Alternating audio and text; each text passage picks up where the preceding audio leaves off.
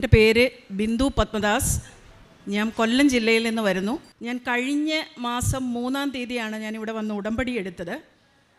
ഉടമ്പടി എടുത്ത അന്ന് മുതൽ എനിക്ക് അമ്മ മാതാവിൻ്റെ സംരക്ഷണം വളരെ നല്ല രീതിയിൽ ഫീൽ ചെയ്യുന്നുണ്ട്. അതിനോടൊപ്പം തന്നെ എനിക്ക് പറയാനുള്ളത്, ജോസഫ് അച്ഛൻ്റെ എല്ലാ യൂട്യൂബ് ചാനലിൽ നടക്കുന്ന ആരാധനയും ഞാൻ കൃത്യമായി പങ്കെടുക്കുകയും അച്ഛൻ്റെ ഓരോ ആരാധനയിൽ പറയുന്ന വചനങ്ങൾ വളരെ ശ്രദ്ധിച്ച് പഠിക്കുകയും പ്രത്യക്ഷീകരണ പ്രാർത്ഥന വളരെ കൃത്യമായി കറക്റ്റ് 3 മണി വെളുപ്പാങ്കാലത്ത് സമയത്ത് എഴുന്നേറ്റ് ഞാൻ പ്രാർത്ഥിക്കുന്ന ആളാണ്. അതിൻ്റെ ഫലമായി ഉടമ്പടി എടുത്ത അന്ന് തന്നെ എൻ്റെ ഈ 2 മുട്ടുകാലിലും നല്ല വേദനയുള്ള ആളായിരുന്നു. 7 വർഷം കൊണ്ട് ഞാൻ ഈ മുട്ടിൻ്റെ വേദന വളരെ നല്ല രീതിയിൽ അനുഭവിച്ച് എന്ത് ചെയ്യും ഈ മുട്ടുവേദനയ്ക്ക്. അങ്ങനെ അമ്മ മാതാവിൻ്റെ ഈ പ്രാർത്ഥന, പ്രത്യക്ഷീകരണ പ്രാർത്ഥന, മുട്ട് കുത്തി നിന്ന് അത് ചൊല്ലുവാനായിട്ടുള്ള ഒരു ബുദ്ധിമുട്ട് എനിക്ക് ആദ്യമൊക്കെ വളരെ നല്ല രീതിയിലുണ്ടായിരുന്നു. പക്ഷേ ക്രമേണ ഈ ജപമാല ഫുള്ളും എനിക്ക് ഈ മുട്ട് കുത്തി നിന്ന് ചൊല്ലുവാനായിട്ടുള്ള അവസരം അമ്മ മാതാവ് ഉണ്ടാക്കി തന്നു. എൻ്റെ ഈ മുട്ടുവേദന ഇപ്പോൾ എനിക്കില്ല. ഞാൻ പ്രത്യക്ഷീകരണ പ്രാർത്ഥനയും ജപമാലയും വെളുപ്പിന് 3 മണിക്ക് 3 തവണ ചൊല്ലി പ്രാർത്ഥിച്ച് മുട്ടിൽ നിന്ന് തന്നെയാണ് ഈ 3 തവണയും ചൊല്ലുന്നത്. എനിക്കതിൽ വളരെ സന്തോഷവും അമ്മ മാതാവിനോട് 1 കോടി നന്ദിയും ഞാൻ പറയുകയാണ്. ഈ മുട്ടുവേദന മാറി തന്നെ എൻ്റെ ശരീരത്തിൻ്റെ ഏറ്റവും വലിയ ഒരു നല്ല അവസ്ഥ എനിക്ക് മാറിക്കിട്ടി. രണ്ടാമത് ഇവിടെ വന്നപ്പോൾ, ഞാൻ ഉടമ്പടി എടുത്തപ്പോൾ എൻ്റെ കൊച്ചച്ഛൻ, അതായത് എൻ്റെ അമ്മയുടെ അനുജിത്തിയുടെ ഭർത്താവ്, ആ പുള്ളിക്ക് ക്യാൻസർ ആയിരുന്നു. 3 മാസം കൊണ്ട് പുള്ളിയുടെ സിറ്റുവേഷൻ വളരെ മോശമായിരുന്നു. അപ്പോൾ ഉടമ്പടി എടുക്കാതെ ഞാൻ അദ്ദേഹത്തെ പോയി കാണില്ല. അദ്ദേഹത്തെ ഞാൻ ഉടമ്പടി എടുത്തിട്ട് പോയി കാണുവാണെങ്കിൽ എനിക്ക് നല്ല വിശ്വാസമുണ്ട് അദ്ദേഹത്തിന് അത് മാറിക്കിട്ടുമെന്ന്.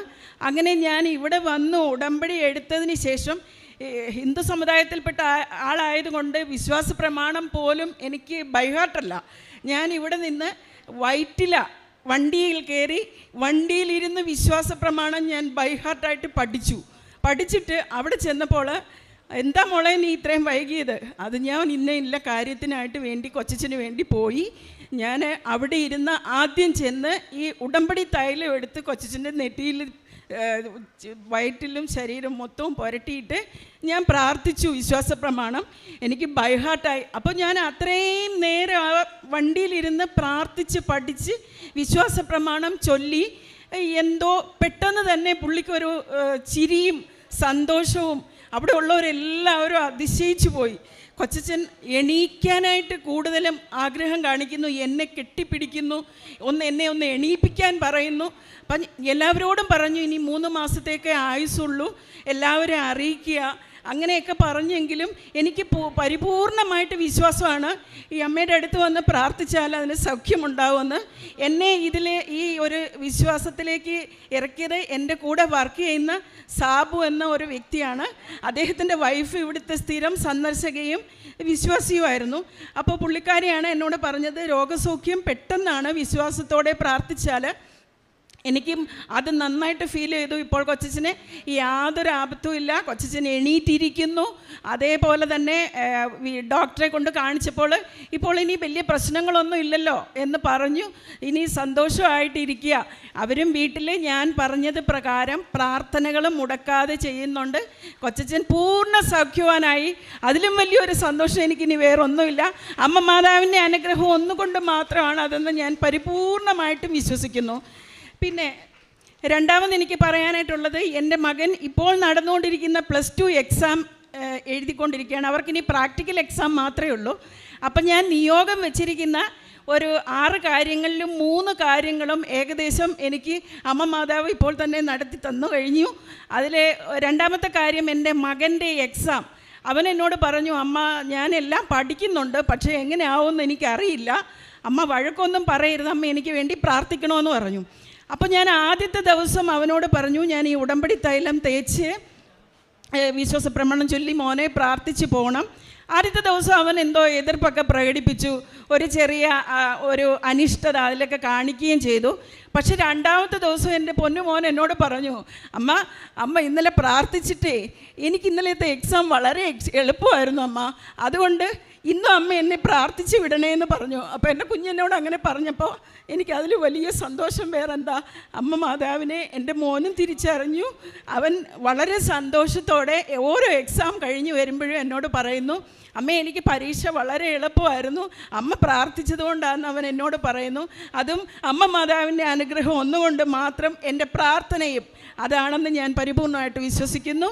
മൂന്നാമത് എനിക്ക് കിട്ടിയത് ഒരു അനുഗ്രഹം എന്ന് പറയുന്നത്, എൻ്റെ കൂട്ടുകാരിക്ക് ഒരു മുഴയുണ്ടായിരുന്നു.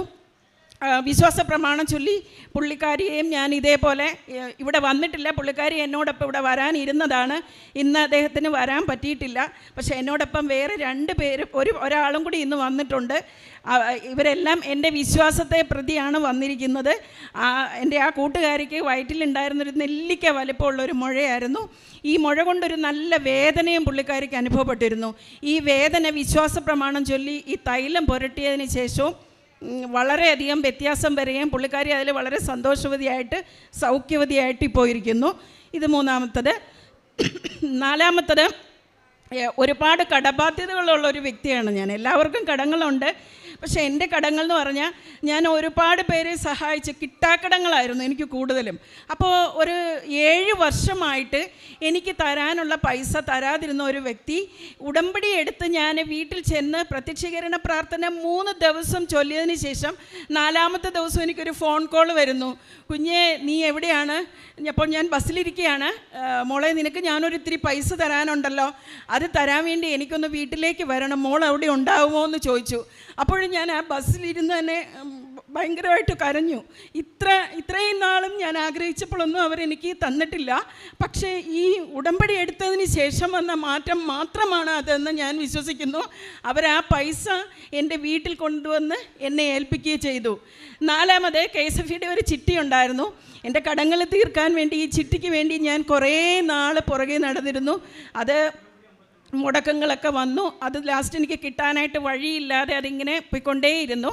പക്ഷേ പെട്ടെന്ന് ഒരു സുപ്രഭാതത്തിൽ ഇതേപോലെ തന്നെ KSFE എന്നൊരു ഉദ്യോഗസ്ഥൻ എന്നെ വിളിച്ച് പറഞ്ഞു, എത്രയും പെട്ടെന്ന് അവിടെ വരണം, നിങ്ങൾക്കുള്ള ചിട്ടി റെഡി ആയിട്ടുണ്ട്, നിങ്ങൾ വന്ന് പണം സ്വീകരിക്കണമെന്ന് പറഞ്ഞു. ഇതും എന്നെ സംബന്ധിച്ചിടത്തോളം എൻ്റെ കടബാധ്യതകൾ പതുക്കെ പതുക്കെ എല്ലാം അമ്മ മാതാവ് നീക്കി തരുന്നതായിട്ടാണ് എനിക്ക് ഫീൽ ചെയ്യുന്നത്.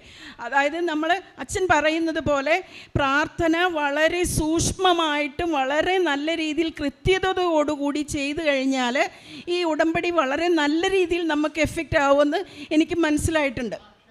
കാര്യം എത്ര ഭംഗിയായിട്ടാണ് ആ പ്രയറിനെ നമ്മൾ കാണുന്നത്, അത്ര നല്ല രീതിയിൽ എത്രയും പെട്ടെന്ന് തന്നെ മാതാവ് നമ്മുടെ കൂടെ വരും. അതെനിക്ക് ഫീൽ ചെയ്തിട്ടുണ്ട്.